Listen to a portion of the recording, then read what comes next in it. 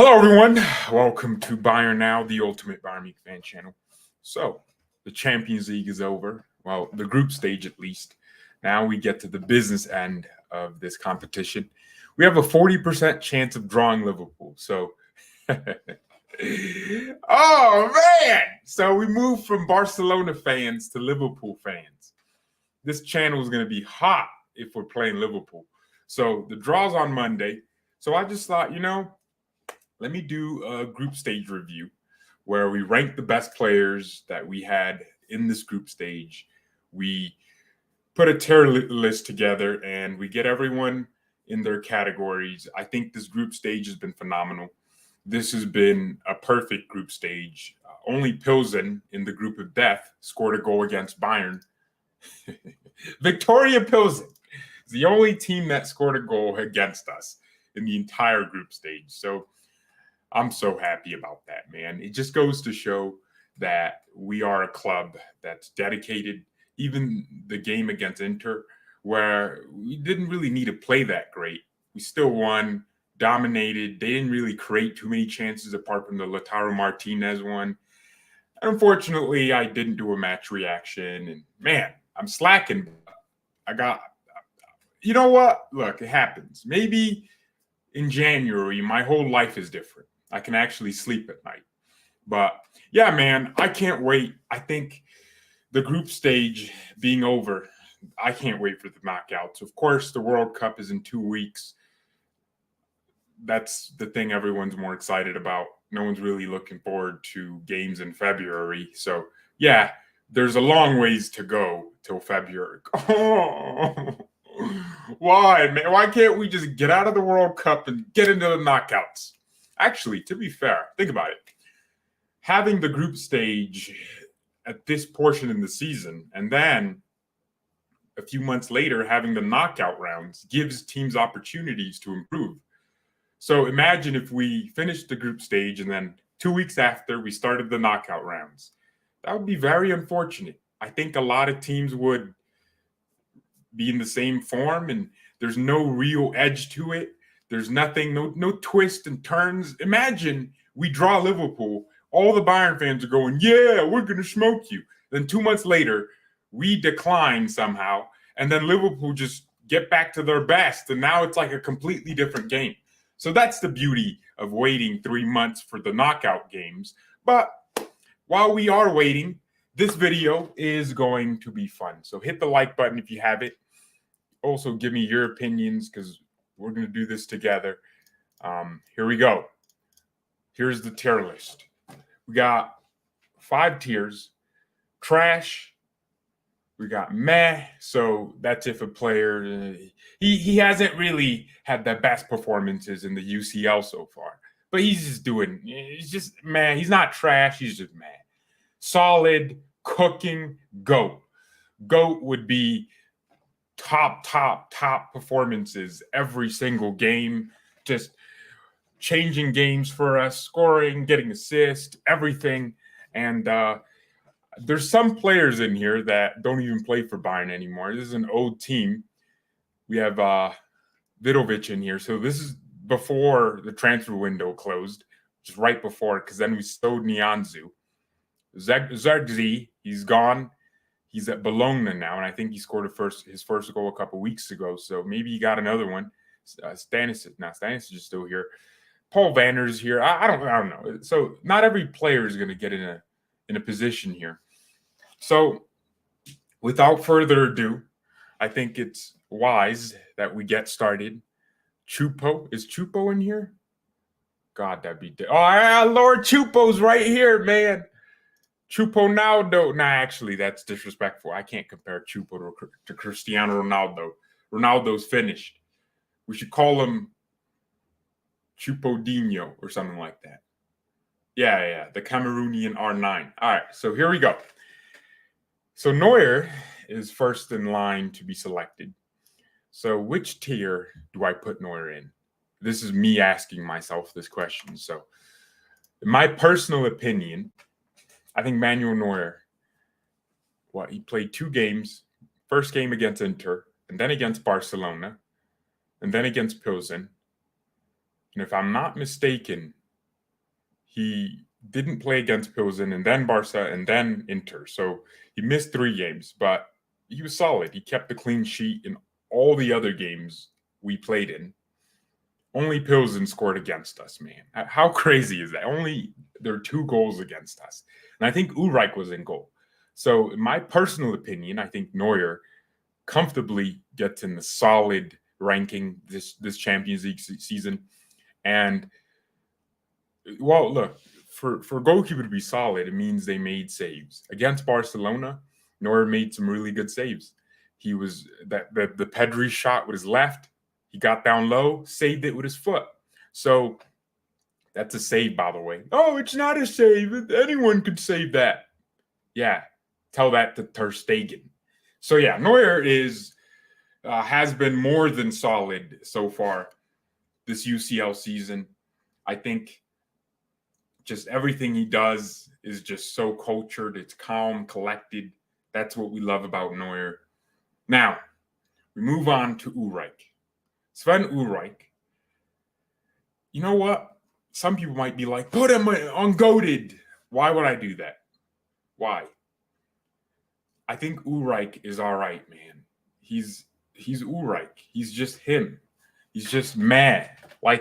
Look, that's what a backup goalkeeper should realistically be. I think Neuer had the more difficult games, so his performances will get slightly better inflated ratings, whereas Ulreich just needed to come in and not concede too much, and our defense was better. The first game against Barca in that first half, we could have conceded a few more goals, but Neuer was absolutely on his A game. So in my personal opinion, Ulreich is a man. Oh, I know. Some of y'all are like, no, he was so much better. I don't care, man. I don't care. Neuer's like way better than Ulreich. And I think Ulreich's performances, they didn't like blow my mind. He made a save and we all went, yeah, Ulreich, that was a great save. Yeah. See, but when Neuer makes a great save, we don't really talk about it because that's what we expect him to do. He's Neuer. He's the best goalkeeper of all time. Goalkeeper. So that's where I'd put Neuer. I think, in my personal opinion, that's where he's going to be. Now, we move on to Alphonso Davies. Boys and girls, Alphonso, let's check the comments. Let's see if people are annoying. Cooking? You want me to put Ulreich in cooking? He's not cooking, man. Come on, man. All right. Oh, maybe we might move Neuer to cook. Nah, because he didn't play half the games, and Ulreich only played half the games. I think there should be like a rule here that says if you didn't play more than, 50% of the games, you can't just get above this, because if to be considered to be cooking, you need to be cooking. You know what I'm saying? All right.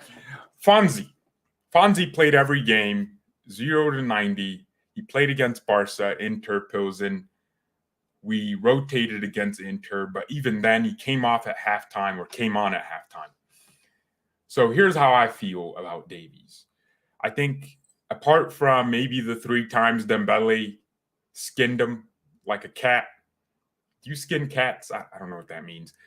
He skinned him like a snake shedding his skin. Just left him for dead. I think Fonzie cooked Barcelona the first game. They forget that deliberately. They forget he pocketed Rafinha. He pocketed Koundé. He pocketed Dembele as well whenever they switch sides. So Barca fans they're so deluded, man. Alphonso Davies in this Champions League season has been a goat, in my opinion. I've seen so many situations where his defensive contribution and his technical qualities have just made the edge for us, whether it's against a good fullback. He did it, man. He did his thing. He didn't get all the assists that I would have wanted him to get, but actually in the end, he got the assist for Choupo's goal. Great goal. I mean, really, it's just Choupo's great shot from outside the box. No one's really going to credit Davies for the assist, but he got the assist, so he actually technically registered an assist. Does he have any other assist? I mean, surely he has to, right? Gosh, man. Does Davies have any other assist. So this is why I'm going to move Davies to cooking. That's why I'm going to move Davies to cooking. I actually agree with you that he's on cooking. The chat agrees that he's cooking. Yeah. So I was putting him on GOAT because I'm just thinking like the Barca performances. But, the one against Dembele the second time wasn't the greatest. And I think Davies is a big game player. You'll notice sometimes in a little game, he's reserved. He doesn't need to try too hard. In a big game, he's pocketing everyone. So we'll watch Davies, man. The knockout rounds will be fun. I think last season, not having Davies really costed us, man. We didn't have that pace, the outlet from the back. A lot of teams struggle to play out of the back. But when Neuer just sends that hoofball, everyone's pressing until Neuer does a nice little dink to Fonzie in the inside left channel or far left, and then he just touches it and he's running at you. He gets past one, and you're like, all right, crap, there's space now for him to run into. So everyone's gangster until Fonzie gets the dink from Neuer playing out of the back. So we'll be seeing a lot more Davies, but I think so far cooking is where I would put him. Benjamin Pavard. Actually, I'll be real with y'all, man. I wasn't impressed by Pavard this UCL season. Now, this doesn't consider the Bundesliga season, because if we actually consider that, these rankings would be different. I'm actually going to do the Bundesliga season review or half-season review, probably like after our last game against Schalke, I believe. And then that's on the 12th. And then I would just kind of low-key just, do it like in the weeks or the days before the World Cup. Because that's, is it called the Hickrunde? Dude, I've been following Bayern for so many years. I still don't know what that's called. What's the German word for half the season? Hinrunde? Come on, man. Pavard solid. See, I'm actually going to listen to the chat on this one. I think Pavard, let's play him here. We'll play Pavard at solid. I'll say Neuer has been more solid, so Neuer is going to be ahead of him. Pavard has not been meh. He scored some goals against Barca. Did he score against Pilsen? Yeah, Pavard honestly is just that guy. He does his thing, and he's very average about how he does things, and that's fine. So I think honestly, Pavard is just a meh player. Am I listening to myself? Hinrunder, Rückrunder. All right, there's two words for it. There's Rickrunder and Hinrunder. Now, which one is it, man? Which one means half? Y'all got me confused again, dude. Someone just said Pavard is shite. Y'all are funny, man. So, okay, it's Hinrunder. All right, so I'll do a Hinrunder season review. You know what? I'm just going to call it Bayern Munich first half season review or player review so far. That's what we're going to call it. We're going to do that in 2 weeks. I'm actually traveling in 5 days, so I'm going to have a 6-day, 1 week period where, I will do live streams while I'm in Texas. I will do live streams, man. I'm going to do that for you guys. Bonasar has not really played, but if he did, I'd put him right here. But my boy, doesn't he have cancer or testicular cancer? No, he injured his knee. I'm thinking of Haller, man. Nah. Let's get Bonasar out of here, man. He doesn't belong to this in this team. So, yeah, Pavard is going to be solid. That just makes sense. Now, Upamecano. I'm bearing too long with this video. Let's move everyone that's not even in this team out of here. Zergzi, put him at the end there. Okay, Upamecano, in my personal eyes, has been a goat so far this season. Let me explain, ladies and gentlemen. Let me explain to y'all boys why Upa has been phenomenal so far. Upa has shown that his ability isn't just limited to Basel moments. He has really ironed out the mistakes. Now, does it happen every now and then? Yeah. But it used to happen way more consistently last season, right? So, man, I think Upa is just, I don't know, he's doing exactly what he needs to do. Upa has been amazing. I don't think Upa just cooked. I think the performance against Levy in the first Barcelona game has been good. And going into the season, the narrative was Upamecano was going to get displaced. People are going to just delay.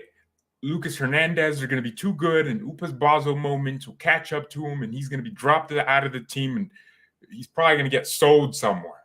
Literally, people were giving up on Upamecano. A lot of people wrote him off because of the, sometimes Basel games last season. I mean, this time last year, we were getting knocked out of DFB Pokals to our arch nemesis in Gladbach. 5-1. They were beating us, and Upamecano was at fault for a lot. But now look at him this season. Very solid in every game. Maybe, he makes a mistake, but he has worked hard physically. And sometimes I do still think he has that attitude in him where anyone can touch him and something will happen and he'll just fall down. It looks bad. And then you watch the replay and he got fouled, but the referee didn't see it. And VAR wouldn't have overturned it if a goal happened. So Upa still has that. But I think this is why I think he'll be a top-level center back. His ball-playing ability is world-class. If you don't see that, then I don't know. You might be Stevie Wonder, man. You might be blind out here. Freaking Ray Charles. I see nothing. Yeah. So Upamecano is. Why did I put the screen? Upa's right there. Right there, man. He's been a GOAT this season. His ball playing he's the best ball playing center back in the world. This guy's so complete. He can carry the ball out of the back. He can also dribble. He can overlap as a winger and put some crosses in. And you can watch center backs like Rudiger come out of the back, do some nice things, dribble well, and then their pass is off. Upa still has the vision. And you always make something happen out of him coming out of the back. And then his long balls are really good. And then his, in the line passes are really good. So best ball playing, most complete ball playing center back in the world. Okay. Now we move to Musiala. Obviously, there's no question. Musiala has been a trash GOAT this season. Yeah, Jamal really has upped the levels. It's crazy because I got a notification off of Instagram from the BayernNow Instagram, which does any of you want to manage that account? So BayernNow has an Instagram. I don't use it because I don't have the time to post things and post news updates because that's what I would use Instagram for. So 1,500 followers, we get 100 plus likes every thing. I mean, people just follow it because they found this channel and they use Instagram. So if one of you could just sit there and clip a stream and put some subtitles a minute, I'd happily let you be an admin on the Instagram, and you could tag yourself. I don't know. You could promote I don't care what you do. So if you're interested in that, you can DM BayernNow on Instagram. So we could get that working out. But yeah, so like I was saying, I got the message on Instagram, and someone said it was when Musiala first came out, and I said, I put his stat out. I used to do these things on the BayernNow Instagram where I put the players' strengths and weaknesses. This Musiala he just made his debut, which is crazy how I've always known, man. I said his dribbling, key passes, and finishing and awareness were his strengths, and weaknesses I put not available. Someone in the comments put his only weakness are his first touch and passing sometimes. And that was 99 weeks ago. So this was 2 years ago, 2020, December 10th. So almost 2 years ago. And someone from 2 weeks ago went, first touch, how is that a weakness? And it's crazy because at the time, Musiala's weakness sometimes his first touch was off or his passes sometimes under hit. And now this season, it twisted. His passes are some of his biggest strengths, and his first touch is one of the things everyone kind of knows him for. So ballers improve and get better. So Musiala took something that people perceived as a weakness and made it a strength. And now his first touches are always consistent. It's always good. His passes are never under hit anymore. They're just perfect. The way to pass has been phenomenal, which is why you'll see his key passes just growing, and he's getting really good contributions in our attacks. He's getting easy assist. I think that's what you got to understand. Easy assist. When I say that, I mean, he'll just pass the ball, and it's a simple pass, and that gets the assist because he's getting himself in those positions, and he's picking the pass at the right time, and that's Musiala improved so much. And apparently he uses this personal training thing where it stimulates his dribbling and heightens his senses or something like that. All right, let's move on to Kimmich. Kimmich is having a goated season, but no one really sees it because they think, I don't know. I think Kimmich is, who cares, bro? Who cares if he gets 10 assists? That's just him. Kimmich is just that guy now. He can do whatever he wants, man. Oh, by the way, it looks like Choupo-Moting's deal will be agreed soon. Fair enough for the guy, man. Get your nice little 2-year contract. Stay at the club. I think his contract expires next year, so the club is just trying to, tie him down before any other big offers come in. So why would we sell Choupo if he's giving us these performances? We reward good performances. So, yeah, man, I'm happy we're extending and keeping Choupo. But all right, back on the Kimmich thing. Kimmich is he's having a perfect season, no bad games. And one of my problems with Kimmich in midfield in big games, well, first of all, it is true that we have never hit the quarterfinals of the Champions League with Kimmich in midfield, if you really think about that. We have not gotten to a semifinal or anything. Actually, no, we have gotten to the quarterfinals. We just haven't gotten through them with Kimmich in midfield. So that was always my issue. In 2020, Pavard got injured, so Kimmich moved to right back, and we won the Champions League. So it just kind of annoyed me because that could have been a year where Kimmich and Thiago could have really done it. And so we never really performed in big games with Kimmich. It was always us just getting outpowered. But I think Kimmich just is at the peak of his powers, man. He could get better. That's the crazy thing. And he's only 27. Oh, my God. Damn. Kimmich's 27. Bro, you were only 20 last year, man. God damn. And he's going to be 28 in February. Oh, my God, man. 20. Bro, you're going to be 28 in 3 months. Oh, my God. They're getting old. Oh, I said he's only 27. Yeah. So anyways, Kimmich our midfield would always get overwhelmed. And I think Kimmich is just in the peak of his powers. He has not had a bad game that I know of this season. Just solid every performance, just goated. He controls the midfield against Barcelona. He didn't let him just shut him out of the game. He always popped into the game at the right moment. Defensively, I think he got better, and I think the tactical fouls, he added a lot to his game. So, yeah, I think Kimmich, man, is having a season that no one's really. God damn, Kimmich's gonna be 28. Oh my gosh, Stanisic. I'll say Stanisic is just having a meh season. All right, he's not pushing for a starting spot. He's just, look, Stanisic is Pavard on steroids. He's just slightly faster than Pavard, but he's not going to be making Mazraoui sweat for a spot. That's for sure. I think Stanisic is just meh. Whenever he played, just be a backup. He plays ahead of Davies, but that's only because Lucas is injured. If Lucas was fit, we wouldn't be relying on Stanisic as a backup left back. So I like Stanisic. I think his character is cool. I think he adds to our team, and he brings a lot to Croatia. but he has not been trashed this season. Elmo, come on, man. I think he played decent. He did his thing. Like, apart from getting cooked by Adeyemi, who has been a mid-winger for Dortmund in the Pokal, or not Pokal, in the Classica, I don't think Stanisic did anything wrong. You know what's crazy? Kingsley Coman is going to be in May. Oh my gosh. Yo, that's crazy. Kingsley has been so mid this season.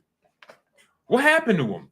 He got his new contract, made all that money, and now he's just kind of he's just where he is now. That's really crazy. Yeah, that's where I'm putting Kingsley, and I know. I think he's going to be slightly ahead of Stanisic on the pecking order. Musiala is going to be right here. Actually, it doesn't matter. I think they're all the same kind of level, right? They're all, but I think it's interesting that I'm putting Coman here.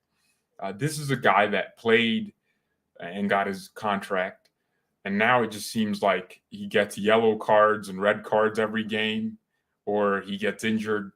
So we're kind of back to the old Kingsley. His decision-making is kind of back to being semi, I don't know, it's half and half. Either he makes a good decision or he makes a really, really bad one. So I don't know. I pray Kingsley gets better, but I just hope he does, man. I hope he gets better and better. Let's see what happens.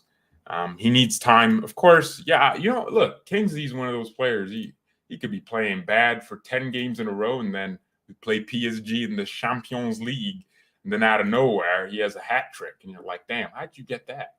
How do you have a hat trick? He has like 4 assists in one game, the most of any player against PSG. Like, the guy he's a weird footballer. He performs at very odd times. So I would not be surprised if Kingsley performed greatly against whatever team we play next. So yeah, it is what it is. I think Kingsley, he'll keep improving, but for now he's in that meh category, and I think a lot of you would agree. Would every one of you agree? Lucius says Kimmich has been Bayern's best player this year. I think I wouldn't say we have an outright best player. I think we just have more than one player performing at the peak of their powers. We don't rely on anyone. But would you all agree that Kimmich hasn't really, or not Kimmich, Kingsley hasn't really been at the peak of his powers?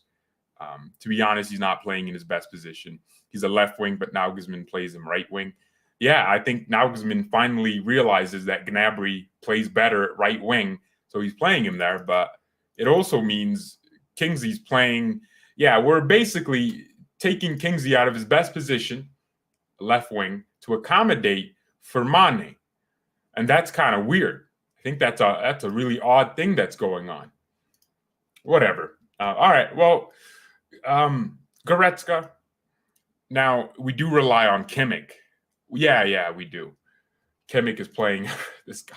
We're rotating the entire team but Kimmich. So let's try to – Kimmich needs rest, man. We don't want an injury because we're Bayern. That freak injury can happen. So – yeah, we need Kimmich to stay fit more, man, or to get rotated more, just so he doesn't pick up a big injury or something like that. Okay, well, Goretzka didn't play against Inter with Sabitzer in midfield, but then after Inter with Barcelona, I started considering general performances in the overall season for some of these ratings. Yeah, Kingsley in the Champions League has been mad. So, okay, never mind. It didn't change anything. This is Champions League. You got to stay on Champions League.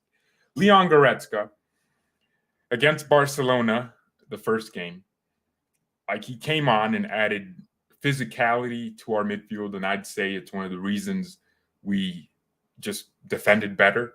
I mean, the whole argument was Sabitzer gives us more balance. But then in a big game, everyone saw that Sabitzer, when it comes to it, he's not Leonardo da Vinci Goretzka painting art on the field with his biceps. So I think we can all agree that Goretzka has been more than solid. He has been cooking. And it's funny, on the watch-along, one of these watch-alongs, I literally showed people Goretzka doing something important, but they wouldn't have noticed unless I told them. I'm a ball knower. I'm a genius. So it was this sequence where Kimmich ran out like he always does sometimes, like a headless chicken. He did describe himself as, somewhat of a chicken when it comes. He kind of likes running. I think Kimmich just has this crazy stamina. He likes running here, run back, whereas Goretzka is more reserved. He picks his moment. And Kimmich ran out. The midfield was open. Goretzka just quickly came in and covered the space that Kimmich left. The ball came, and then Goretzka, all he needed to do was he ran and covered the ground, pressured the player on the ball, and I think it was Davies that took the ball or someone else that won the ball. It wasn't Goretzka, but it was literally Goretzka that did everything. He covered the space Kimmich left, and then he pressed the player with intensity and made the player lose the ball without fouling. Goretzka's a frick. He's smart. People don't realize it takes a lot of knowledge to play that box-to-box role. The amount of goals he scores, people think he's some average player. How many midfielders score as much as Goretzka does? 2 goals. And then the goals he scores, they're not like just shots from outside the box. You expect that every now and then from a midfielder. He does score from outside the box, which shows great levels of technique and consistency. And that means you have a really good ability about you.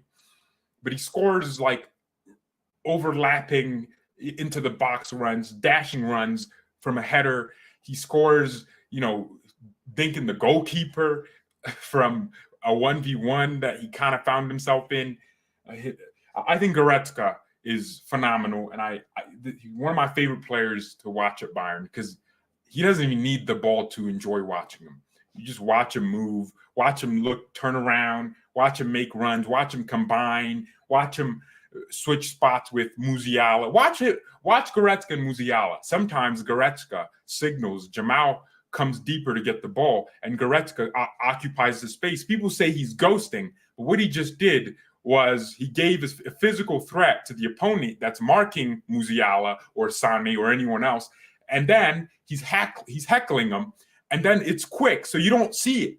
So they switch, and then they get the ball, and then Goretzka, one touch, and next thing you know, he's in behind. So I think it's the disrespect needs to end with Goretzka. Like they always compared him to, I don't know. They said we should be selling this guy because Sabitzer had a few good games, and I just never understood it. Now we get to my boys, Gnabry GOAT. Now we'll talk about Gnabry soon. Leroy Sané. Leroy, man. Boy, let me tell you how Sané's been a GOAT this season. Look, people wanted us to sell this guy. I don't know why they don't like Sane, but I think there's a specific type of person that doesn't like the type of player Sane is. He's very flamboyant. There's a reason even Pep Guardiola rates him so highly. Because Sane is just different. Like he's flamboyant, but he's very smart as a footballer. On the field, he thinks before he does things. If you ever want to describe Sane, ice cold, man. The goal against Leipzig, that's not in the Champions League, but ice cold. Just cut in, boom, goal. Now,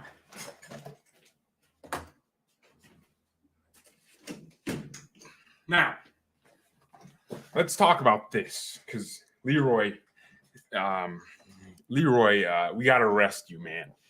Yeah, boys, we have to arrest Sane. What he's doing is completely illegal, and he shouldn't be allowed to continue to do this to the world anymore. What he does in the Champions League is disrespectful. He consistently destroys any team we go against. Damn, FIFA gave Mane an informed card. Come on, man. Dog. I don't mind Mane, but come on, man. Ahead of Musiala, I guess Mane had like 3 assists, so it kind of makes sense. But all right, back on the Musiala thing. Back on the Sane thing. I mean, his combinations with Jamal Musiala have been out of this world, man. Leroy Sane deserves to be here.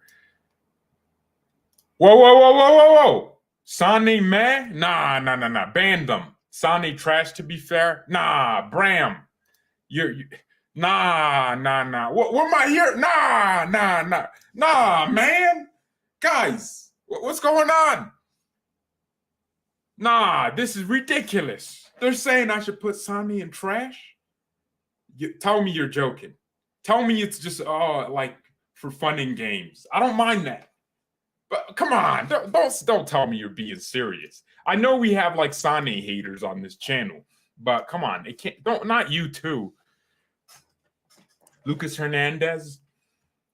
Well, Lucas got injured, so the UCL season kind of got cut short, at least shorter than Sane, because at least Sane still. Actually, no. Sane played against Pilsen twice, and he cooked both times. Look, Sane has the fact that this guy's one of the top goal scorers in the Champions League and also one of the top assist makers is kind of cool, or one of the best creators, because the dude played 2 different positions. He played as a attacking midfielder, creating chances when we didn't have Muller, and then he played as a winger, right winger, left winger. So Leroy's just here. Lucas Hernandez, I think that performance against Lewandowski, against Inter, did he play against Pilsen the first time? No. Lucas dunked on Barcelona, got injured, so he missed 4 games. So we can't put him above. Yeah, I mean, we have to say he was cooking against Levy and Barca and Inter. And those were probably our most important games. He also scored. So we got to put Lucas well, yeah, he's cooking. He was cooking. We can't put him in GOAT because he didn't do it, 6 games because he got injured. But if he played 4, he would be in that GOAT category too. Lucas is a baller, man. People were saying they were doubting my boy. They were doubting the kid. Oh, baby, look at this. So UEFA's country coefficients have been updated, and the Bundesliga is actually second now. That's W's, man. The Bundesliga is seventh. All Bundesliga teams qualified, I think, to so there was 5. Well, no. Leverkusen is down in the Europa League, but they all qualified and remained in Europe. Wait, Union Berlin. Oh, shoot. Did they win? They won against Union. Oh, that's funny. Union St. Galois. I don't know. That's Belgium. So it is still Union. Thought it was like some French team. So they still won. Union is funny, man. How do they concede that much possession and still win these games? So that means Union got second. So Barcelona could play the mighty Union Berlin. Man, I'd love to see Barcelona versus Union. United could play. Whoa. People were making it out like Man United lost, but they actually won. Goal differential. Okay, that makes sense. Freiburg topped their group with Nantes and Olympiacos. Bro, that's a tough group. A Greek team, a French team, and a Quarterback. Is that Olympiacos? What am I saying? What am I saying? What is that? What team is Quarterback from, man? Is that Qatar or something? No, I don't know. So how would a Qatari team be in the Champions Europa League playoffs? What am I talking about? Well, Freiburg. So Bundesliga teams, all of them qualified out of Europe. No teams knocked out. Syria couldn't relate. Azerbaijan. There we go. Thank you, Florian. Freaking. How do you know that? How did you just? I can't even spell Azerbaijan. God. All right. Look, Sabitzer has been solid. Actually, meh. Look, solid is Neuer, Pavard. Sabitzer didn't really play that many games. After Goretzka came back, he played against Inter, but Barcelona, he didn't really. He played, but he was crap. And then Goretzka just started every game since then, and then except the last Inter game, which Sabitzer did okay in. But here's the thing with Sabitzer. He's a boring average player. He has no outstanding abilities, and that's fine. Like, name one thing that stands out about Sabitzer. Name it. Exactly, nothing. So that's how it works. Matisse Tell. See, I can tell. I mean, he didn't really play in the Champions League. I mean, think about it. Did Tell play that much? No. He'd come on off the bench, 5 minutes, 2 minutes. Yeah, even against Pilsen, where you wanted him to play, he could have been our youngest goal scorer in the Champions League. But I was hoping he would have, started against Inter, but Nagelsmann chose to go with the more experienced players. And he kept playing Mane so Mane could stat pad more. Honestly, I can't put Tau in meh. And I don't think he got enough minutes to even qualify to be in this conversation. I feel like, I don't know. Now, delete. Where do you go? Matisse is meh. Guys, he played like a total of like 40 minutes. Probably less. So he missed against Pilsen. Yeah, he could have scored. I remember you. I think I know what you're talking about. De Ligt, GOAT. You think De Ligt has been one of our best players in the Champions League this season? You really think so? I know what you're talking about. I think De Ligt has been phenomenal too. But the reason I'm asking is, so he didn't start. Wait, did he start against Inter? I don't remember. Did he? I know Upa played. So it must have been Lucas. And then against Barcelona. I honestly, I think I'm stuck between cooking, because I don't know if I think De Ligt played way better than Davies to be. Yeah, I'm gonna be unbiased. In my opinion, I think he's cooking. Some of you say he's goating, but I think De Ligt, he's cooking. He's way above solid, and I don't think he performed to GOAT levels. When I'm looking at Upa, I'm looking at his passing. I'm looking at the improvements in everything he does, how he dunked on Lewandowski the first time, which is a hard game. And then I'm looking at Upa playing almost every game. And I'm looking at De Ligt, didn't play against Inter the last game. I don't think he played against Inter the first time. And it's like, Barcelona, he didn't play against Barcelona. So he kind of played only 2 real games, right? I'd say, yeah, maybe if he played all of them, he would have been in GOAT for sure. Choupo! Lord Choupo. Now this is where it gets interesting, because I know what y'all are saying, but I don't care. He's cooking. What? You want me to put Choupo-Moting in GOAT because he scored against Barcelona? Absolutely. Yes. Nah. I know what y'all. I know what you want me to do. You want me to listen to you. You want me to play Choupo and put him in GOAT. But I agree that he scoring against Inter and Barca, great goals. But in the important games where we needed to really win, Choupo didn't play. So if we're being objective, cooking is what he did. So the Choupo best player Bayern produced. Technically, Stoke City produced him. And he went to PSG and then Bayern. Isn't it funny, the older Choupo got, the better teams he played for? Usually it's the older you get, you start moving to teams like Stoke City. The man's doing it all around. He's doing it twisted. He went to PSG and then upgraded to Bayern Munich, one of the best clubs of all time. a club with a Champions League, unlike the Parisian frauds. So Choupo has been cooking. All right. I wouldn't put him in GOAT because that means he performed, as consistently as Sane and Kimmich and Musiala and Upamecano in the UCL. And that's just not fair to the rest, right?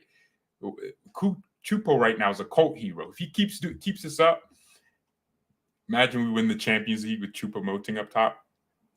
Who is Levy? We got Choupo. Exactly. You're right. Who is Lewandowski in this world when you have Choupo-Moting? By the way, hit the like button if you haven't. We should really be at 60 likes if we have 60 people watching, right? Because that means all of you are enjoying the stream. Are you enjoying the stream? Someone just sitting there, no, I'm not enjoying the stream. Get whipped. All right. Okay, Mazraoui, GOAT, automatically. Actually. Well, no, see, here's the thing. I remember how we were getting absolutely destroyed against Barcelona in the first half. First 25 minutes. They were creating chance after chance. And then if you all have good memories, Pavard got injured. We took him off and brought on Neus.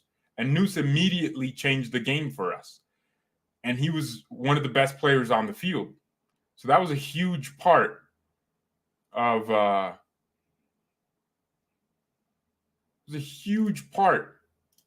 what we saw, man.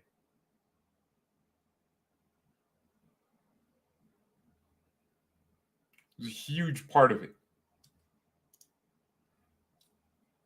But I think, look, some people might say, all right, why am I inflating Neus? Well, I like him. He's a bowler. Come on. I've been wanting a right back. All of y'all don't know the struggles of what I had to endure with Benjamin Pavard at right back. Look, Pavard, thanks for doing what you did for us. Thank you. But I'm glad we have a real man at right back now. Someone that offers offensive and defensive attributes. Actually, I'm going to be real. If I was going to put Choupo down there, I'll put Neus at cooking. Because one of the things he'll get good at, Mazraoui, is his attacking play. I think so far we have witnessed him play as a very, solid all-rounder, but very soon y'all are going to start seeing the assist. You're going to start seeing the goals flying in. You're going to start seeing the numbers come in for him as a fullback. So if I was putting Davies here, I'd have to put Mazraoui here as well. But I was considering the circumstances of how he became that player in the UCL for us. So Paul Vanner didn't really play. I mean, he played a few minutes here and there, but that's not enough to rate him. Gravenberch did play. Yeah, out of the youngsters we have, I don't even know why Matt Nianzu's still here. We can't rate players that barely played. I think that's just unfair, especially if they're young.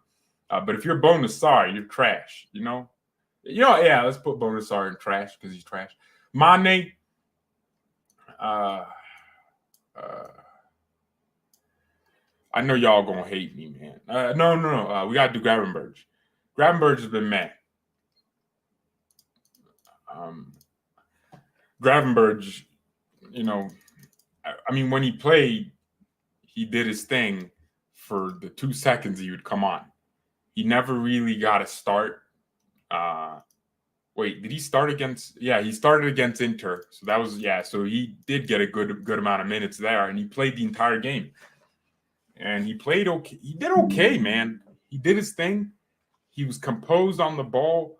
I think we have to use him as a central midfielder. We have to mold them into that. That's my personal view. I think Gravenberch can be a really good central player, and we should stop trying to really force this attacking midfielder role on him. That's not fair. We should give him a chance to play where he plays. I think he's, he just did his thing, but he didn't play enough to really shine. And it's fine being in meh. It means you weren't too great and you weren't bad at all. But you weren't like super solid, like a Pavard or a Neuer, where you were relied upon regularly in the team. And when you performed, the only reason Neuer's not here is because he only played 3 games. Is it 4 or 3? Well, I know he missed a bunch. Sadio Mane, and this is where y'all are probably going to hate me. See, Mane's numbers will tell you he's performing like crazy. He's bowling out. But I'm gonna put Mane in solid. I don't think he's cooking or he's goating.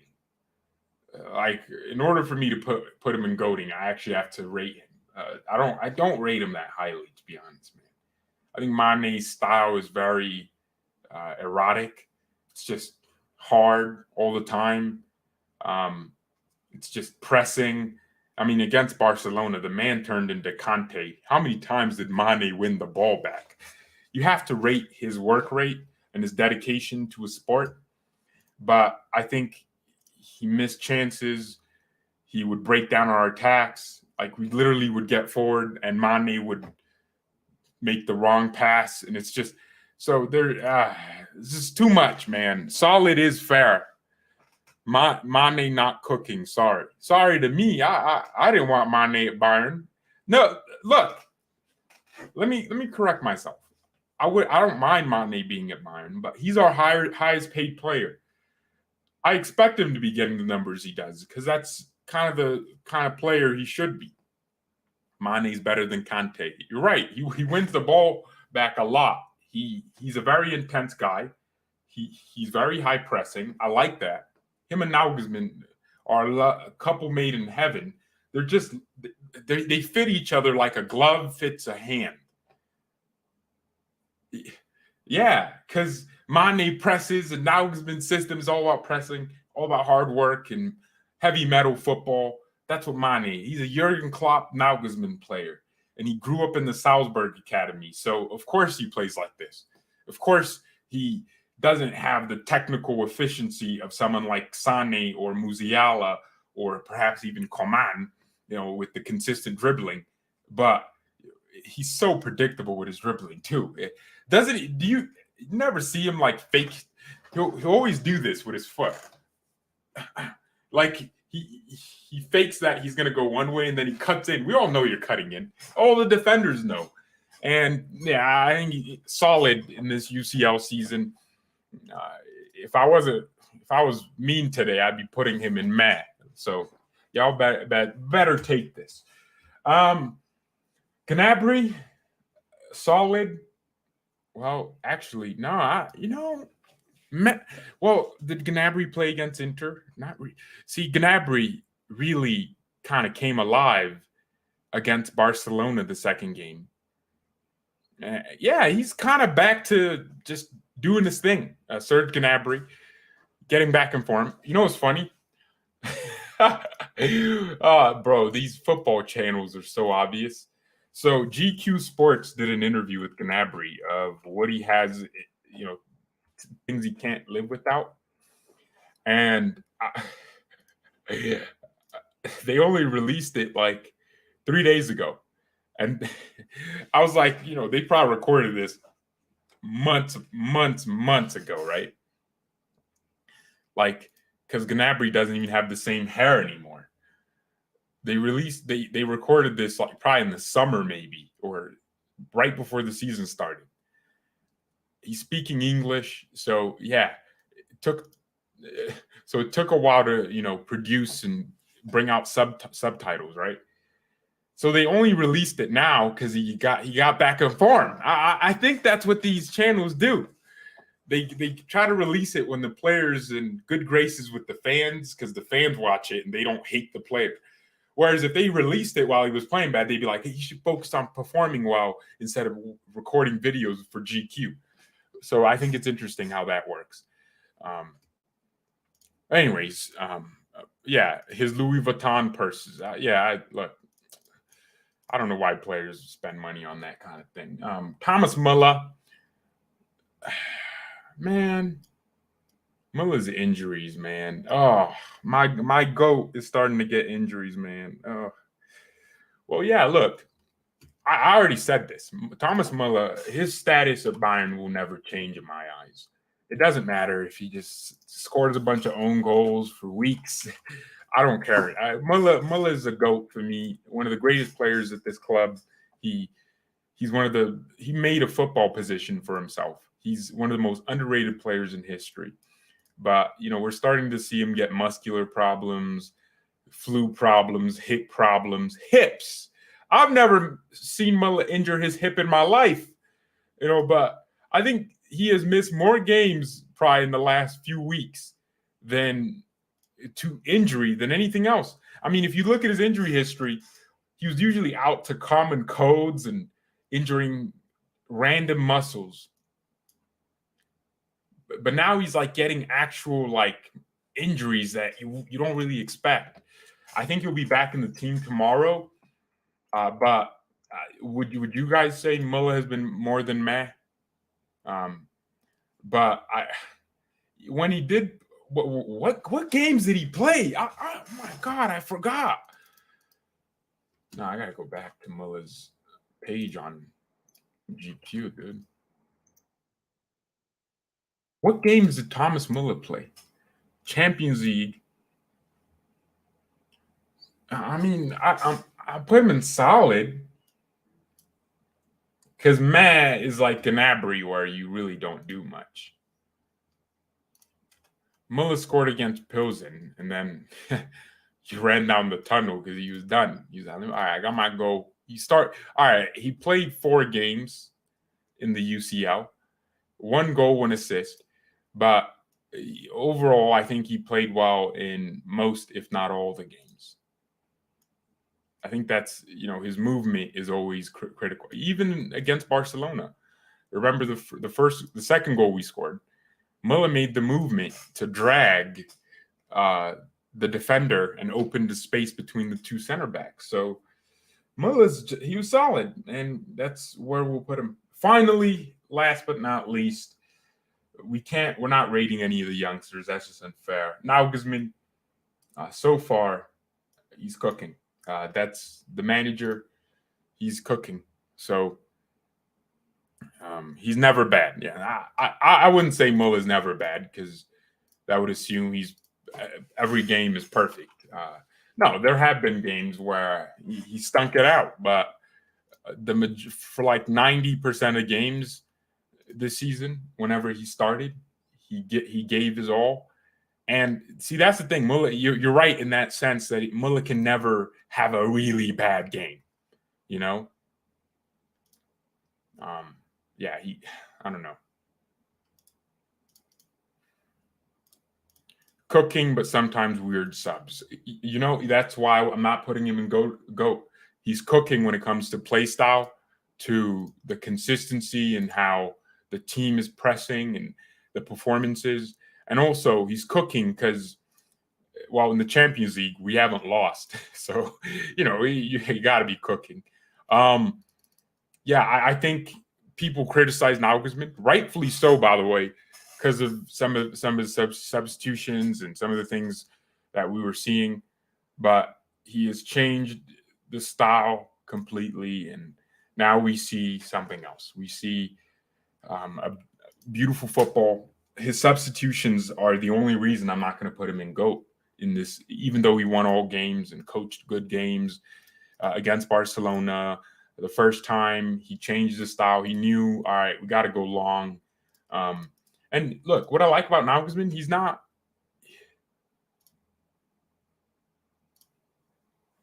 a super egomaniac. He knows, all right, crap, maybe I shouldn't be pressing this game completely. Maybe just lessen the press, right? And he doesn't have that ego that a lot of managers have. So that's the kind of thing that wins you the UCL. Also, he's not changing his system every week. Last season, 3 at the back, 4 at the. You didn't know if it were 4-2-3-1 or 4-2-2. People were saying we should go back to 4-2-2. He stuck with his system, and it's paying off. We play a 4-2-3-1. Our players are comfortable. He also learned quickly Mane's not a striker and started playing him at left wing. And Mane got better, and he trusted Mane.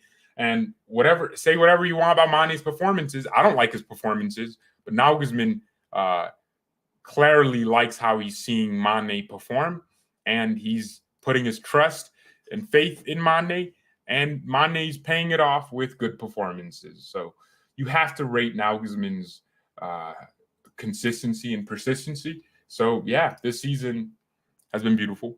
The video has been an hour long. He dismantled Inter twice and figured out Barcelona the second time by playing a deeper line. I also think he figured out Barca. We didn't play a deep line. Trust me.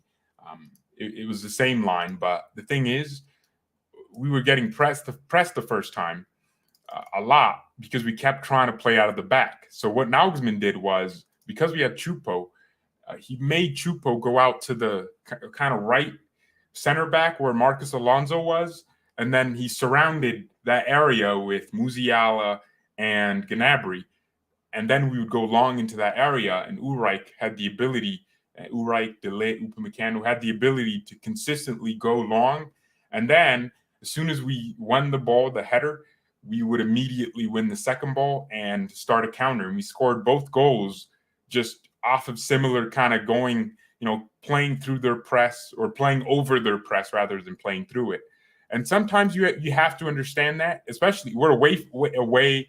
The atmosphere is different. Barcelona, they're going to be playing different. So, yeah, we knew it was an away game. Pep Guardiola at Bayern would have gone to gegenpress Barcelona, and we would have probably lost that game. But Nagelsmann knew we gotta just do it, man. We gotta calm down. But yeah, man, I like his interviews as well. He gives actual, honest answers to journalist questions instead of the usual coaching gibberish. Yeah, he doesn't. When they ask him about Barca, he's like, I don't know how they spend money but don't have money, man. They're the only club that don't have money but spend it. So yeah, Nagelsmann has gotten better in press conference. Overall, I think people can agree everything about this manager has been a major improvement, and I'm happy. The team is playing better. The games are more fun to watch. The fans are enjoying the team more. And let's hope this continues in 2023. But yeah, this is the last Champions League review. Of course, we have the draw on Monday, so I'll make a video and make a live stream on that. Thank you all so much for watching. This was a fun one to make. Hit the like button if you haven't. By the way, you can always join and become a member on the channel. If we get enough members, I might start making members-only content. So we're getting up there. If we get to 50 members or something, that's too much. 30. I might make members-only videos. Who do you want to draw? That's the question. I want Liverpool. Feed me. I don't want to play Benfica or Sporting. No, don't want that. Or no, actually, Benfica plays first. I want PSG. I want Liverpool. It's crazy. We had this group, and imagine we get knocked out by a PSG. That would piss me off. You had this perfect group, top the group of death, and now you got to play PSG. Messi's hungry. Neymar's hungry. I hope Messi wins the World Cup, and then by the time we play him, he doesn't care about PSG anymore. So, dang it, man. But yeah, I want a tough team. We all know Bayern. We'll smack up PSG. We'll smack up Liverpool, but we'll struggle against Sporting Lisbon because that's the kind of club we are. Wait, Sporting Lisbon aren't even in the UCL anymore. All right. Who am I talking about, man? Well, I want Milan too, AC Milan. I want hard teams. I don't want any easy challenges. And of course, we can't draw Dortmund, Leipzig, or Frankfurt. I'm annoyed that Frankfurt weren't the other Bundesliga team to top their group. It would have been amazing to see Frankfurt top their group, but Spurs had to go and score a last-minute winner at Marseille Stadium because Marseille just decided to turn their brains off and embrace their inner bozo. So yeah, I'm happy we have 3 Bundesliga teams and Bayern heading to the round of 16s, and then Leverkusen to the Europa League at the expense of Spanish teams. By the way, let me just show y'all some good news, man. On twitter.com/nowbayern. So I was watching the Leverkusen game, Here. Y'all are going to find this funny. Dang it. I got to log in. Fine. Fairs. Now Bayern. My username on Twitter. Follow at Now Bayern on Twitter. Couldn't get the actual. All right. So this is what this is the crazy thing. So Darwin Núñez. Almost 1 million views on Darwin Núñez's head. I posted this thinking, this is just some Darwin Núñez slander. 40-year-old Xabi Alonso has a better first touch than Darwin Núñez. The replies are funny. And Liverpool fans literally, no one called for it. I had to slander Darwin Núñez. I thought no one was going to watch this. 1 million views. So I got 1 million views on Darwin Núñez's head, bro. We cooking. So follow at Now Bayern for more funny tweets. But yeah, thank you everyone so much for watching. Mia and peace.